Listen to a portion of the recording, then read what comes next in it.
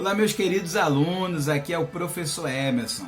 Eu vim aqui porque eu não poderia deixar passar em branco a célebre data que nós estamos comemorando durante esta semana.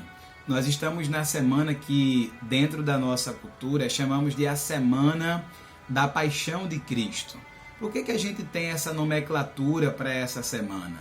Entenda, no domingo passado agora, nós tivemos o chamado Domingo de Ramos.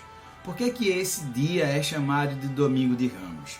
Para a gente entender o porquê Domingo de Ramos, o porquê que determinadas pessoas colocam galhos, de palmeiras no seu muro, na sua porta, na sua grade, a gente precisa voltar pelo menos quase 2000 anos antes para tentar entender.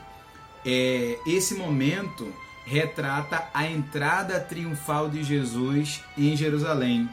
Quando ele vinha entrando montado no jumentinho, as pessoas iam gritando, iam dizendo assim: bendito que vem em nome do Senhor. Recebiam a Cristo como se ele fosse um rei, como se ele fosse uma grande autoridade na época. E pegavam ramos de oliveiras, colocavam no chão, pegavam ramos de palmeiras, colocavam no chão como para formar um tapete, para que ele pudesse passar com aquele burrinho na entrada de Jerusalém, na entrada da cidade de Jerusalém. Então, essa foi a entrada triunfal de Jesus em Jerusalém, na semana em que ele deveria ser morto. Por esse motivo é que muitas pessoas colocam nas suas portas, nos seus portões, um ramo de palmeira para significar a entrada de Jesus em Jerusalém quase 2000 anos atrás. O que foi que aconteceu na sequência, nessa semana tão importante que é a semana que a gente chama Semana de Páscoa, não é?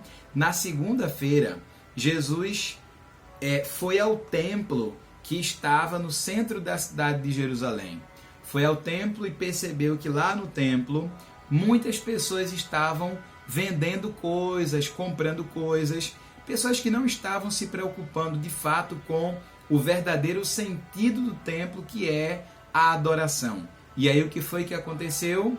O Jesus que estava diante deles começou a expulsá-los dali, a enxotá-los daquele lugar, dizendo: a casa de meu pai é casa de oração.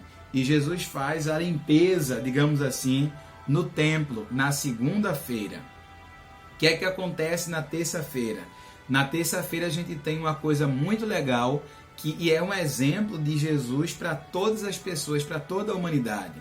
Ele lava os pés dos seus discípulos, de todos os seus discípulos, de Judas, de Pedro, Tiago, Mateus, Filipe, Bartolomeu, enfim, Jesus lava os pés dos seus discípulos e chega para os discípulos e diz assim: se vocês me chamam de mestre, se vocês me chamam de Senhor, e eu que sou mestre e Senhor de vocês, estou lavando os pés de vocês, vocês também devem fazer isso, lavar os pés uns dos outros. E ali Jesus deu uma grande lição, a lição do amor, a lição do bem que a gente precisa fazer para todas as pessoas, mesmo aquelas pessoas que insistem em fazer mal para a gente.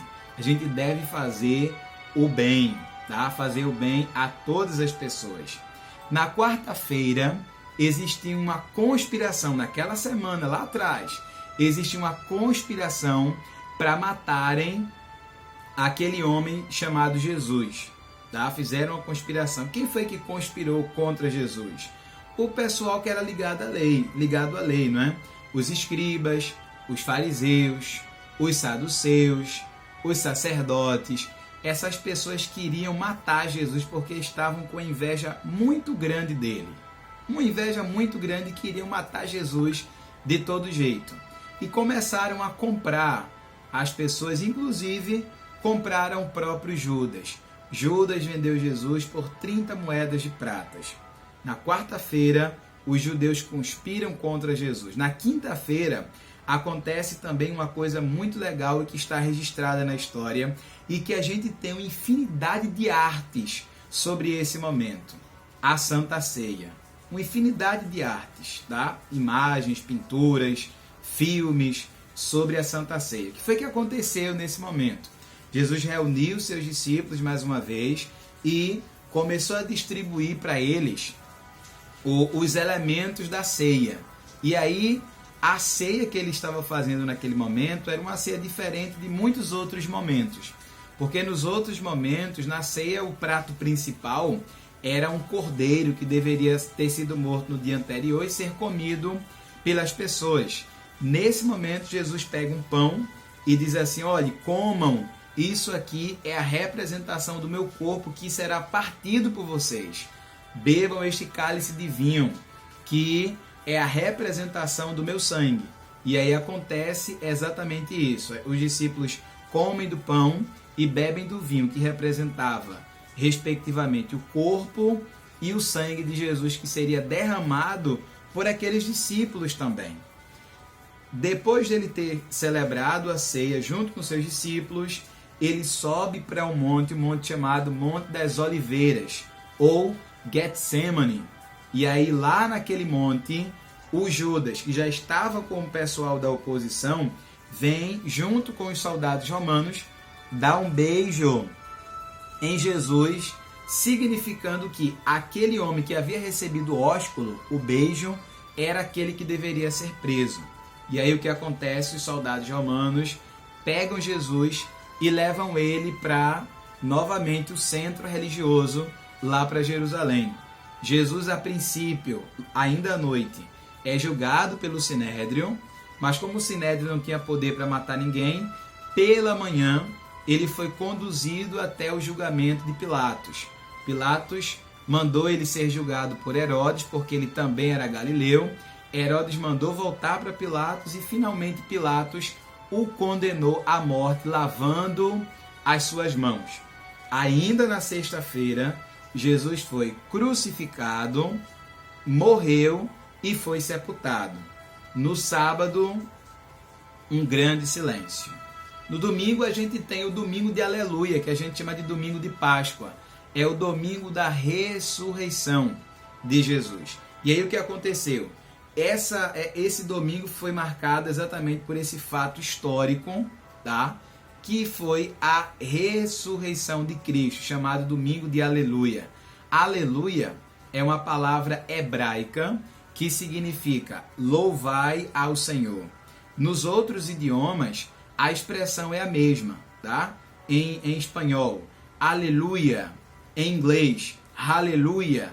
Mas é compreensível em qualquer idioma essa palavra. Por quê? Porque a sonoridade dela vem exatamente da língua original hebraico. Então vem da língua hebraica e a sonoridade é exatamente essa, tá? Esse momento de Páscoa é o momento em que a gente tem também a representação do ovo, a representação do coelho, que na verdade não tem nada a ver com a Páscoa, com o sentido original da Páscoa.